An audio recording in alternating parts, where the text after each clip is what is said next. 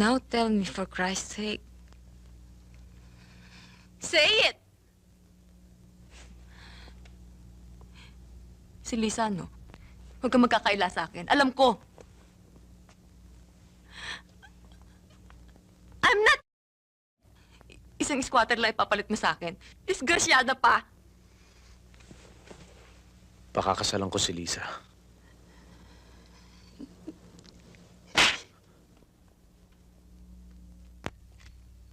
Lisa, mauna na kami, ha? Sige, Lisa.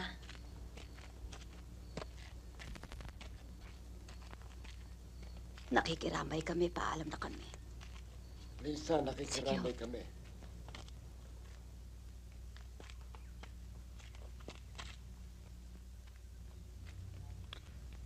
Lisa, Huwag mo na ako ihatid, Eric. Gusto ko muna mapag-isa. di ba dadaan muna tayo sa bahay para kunin ang mga gamit mo bago kita ihatid sa... Huwag na. Hindi na. Mabuti nang hindi na kami magkita ng mama mo. Total, magiging anak ko lang ang interes niya. Sa inyo pa rin ang bata. At tungkol naman sa inaalok na sustento sa akin ng papa mo, pakisabi lang sa kanya na hindi ko na kailangan yon. Gusto ko lang matupad ang mga pangarap ko para sa aking anak. Tama na yon. Lisa, nawalan ka na ba ng lakas ng loob lumaban? Sumuko ka na ba? Mabigat na naging kabayaran ng aking pangarap, Eric. Ang buhay ng aking ina. Ngayong nasisiguro ko na ang kinabukasan ng aking anak, kontento na ako.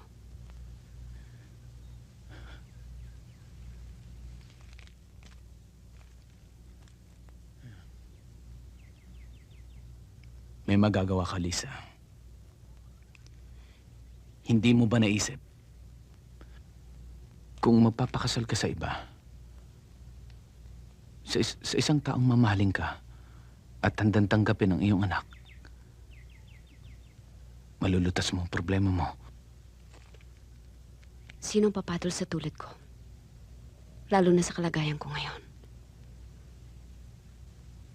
Hindi madaling palitan si Benny. Siya lang ang tanging minamahal ko.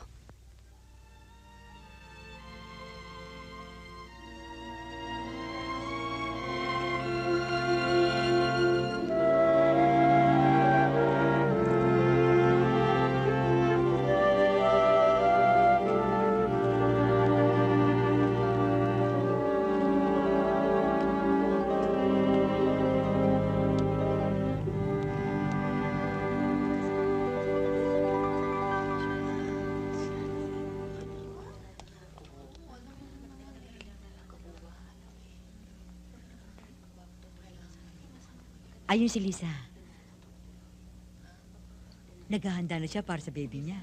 Malapit na yan. Emma, may sulat ka. Sige ho, Mrs. Luna. Hindi na ako magpapakita sa kanya. Doon ako dadaan sa likod. O, sige.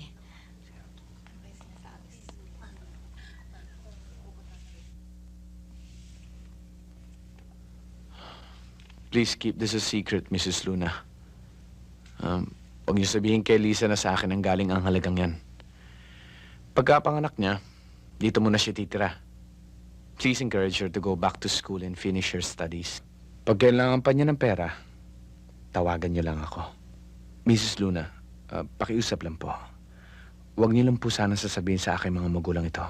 Maasahan mo, Mr. Monteverde. Thank you for letting me know, ma'am. She'll be fine. Excuse me.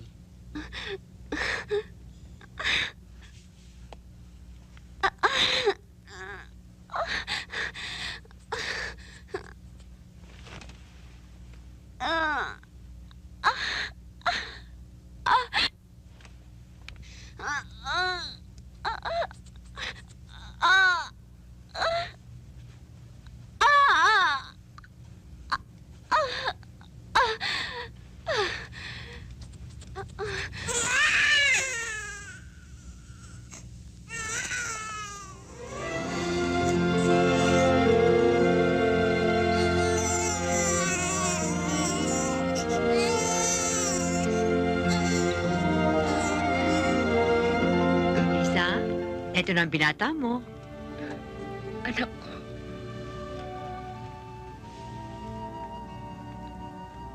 O ano, kumusta na ang pakiramdam mo? Medyo nangihina pa ho ng konti, Mrs. Luna. Siya nga pala, bukas ay may pipirmahan ka mga papeles. Adoption papers ng anak mo. Sa susunod na linggo, kukunin na siya na mag-aampun sa kanya. Maswerte kayong mag-ina. May sinasabi sa buhay mag-aampun sa kanya. At ikaw naman, madadali sa pagbabagong buhay. O sige ha, maiwanan muna kita. Marami pa akong aasikasuhin ha.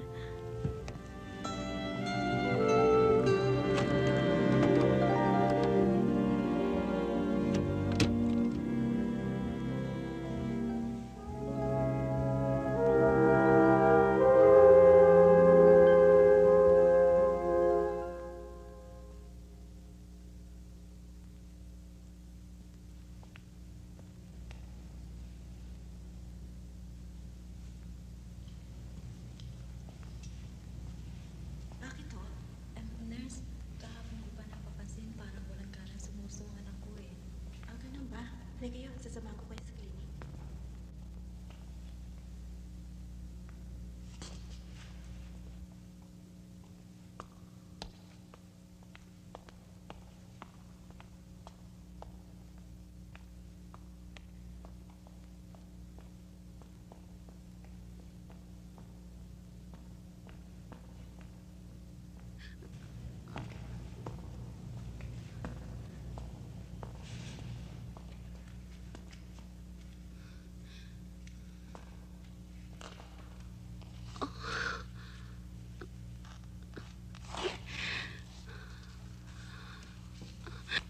Ayun ho. Tinasabi ko na nga ba yan? Nakita mo na? Mahirap talaga kausapin ng babaeng yon. Hindi dapat pagtiwalaan. Madaling magbagong isip. Anong kala niya sa atin? Basta-bastang kausap. Mabuti pa, Mrs. Monteverde. Para walang gulo, ihahanap ko na lamang kayo ng ibang inang magpapaampun ng kanyang anak. Hindi. Ayoko ng iba. Mrs. Luna, mari ko bang makausap ng ina ng bata? Tingin ko'y mahihirapan kayo. Isa pa, mahina pa si Lisa. At saka, labag sa patakaran ng magkita o magkausap ang dalawang partido. Oh, for heaven's sakes, Mrs. Luna. Bakit pa ba kami maglilihim sa'yo? Mateo, sabihin mo nga. Sabihin mo. Ang totoo, Mrs. Luna, ang ama ng bata ay ang anak naming bunso. Ganun ba? At kung may karapatan siya sa sanggol, meron din kami. At mas nakahihigit pa. Dahil sa poder namin, siguradong magiging maganda ang buhay at kinabukasan ng bata. Pero sa kanya, ano, Mrs. Luna? Ano? Hayaan nyo. Kakausapin ko si Lisa.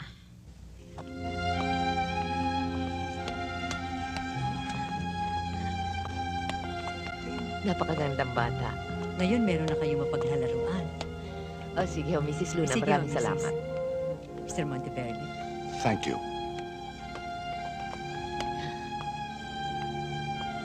Kamukha ni Benny. Oh, ingat ka. Dahan-dahan pa.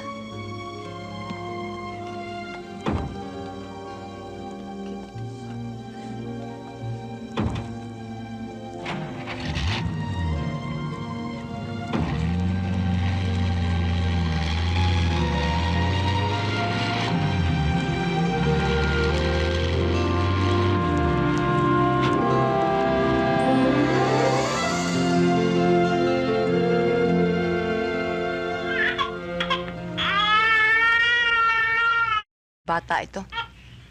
Baliktad. Hindi ka nga. Huwag mo akong hihiyan.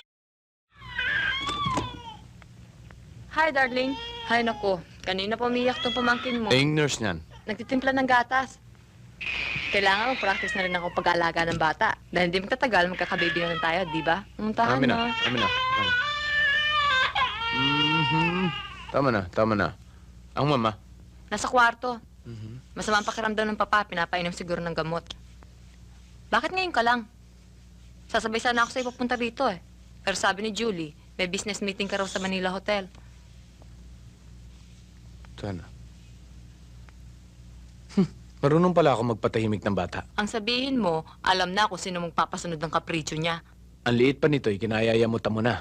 Hindi tamang pagsilosan mo, pati ang bata, Maya. Sa'yo ako nayayamot. Ini-spoil mo yan. Simula na dumating dito ang batang yan, binaliwala mo na ako. Nakalimutan mo na ang tungkulin mo sa akin bilang nobya mo.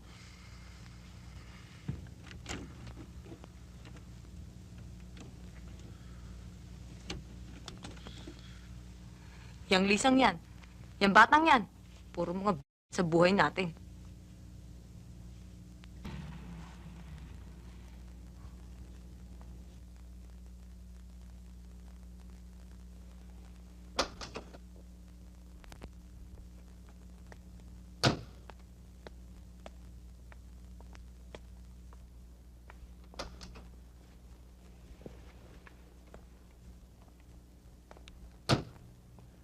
Good night.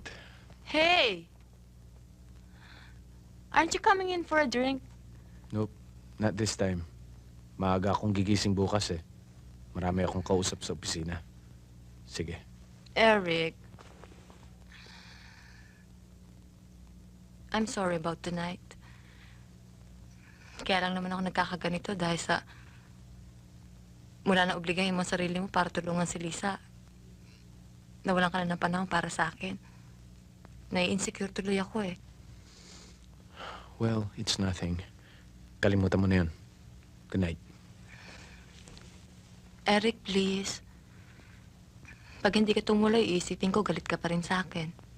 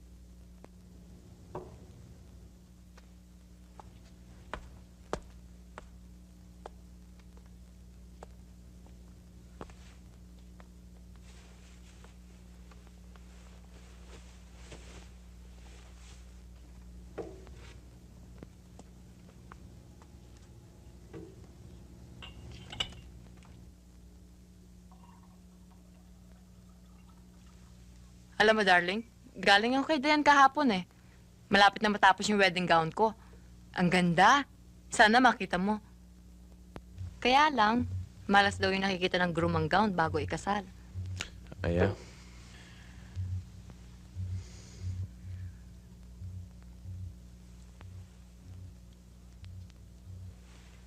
Tumawag na rin ako sa printing press.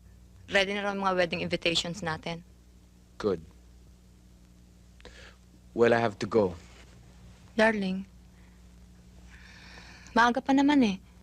Have another drink, okay?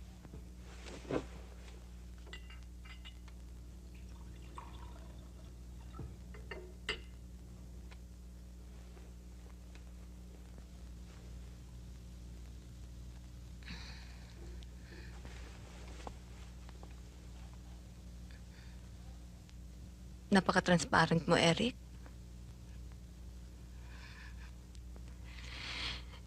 Now tell me, for Christ's sake. Say it! Si Lisa, no? Huwag kang magkakaila sa akin. Alam ko. I'm not... Isang squatter lang ipapalit mo sa akin. Disgrasyada pa. Pakakasalan ko si Lisa.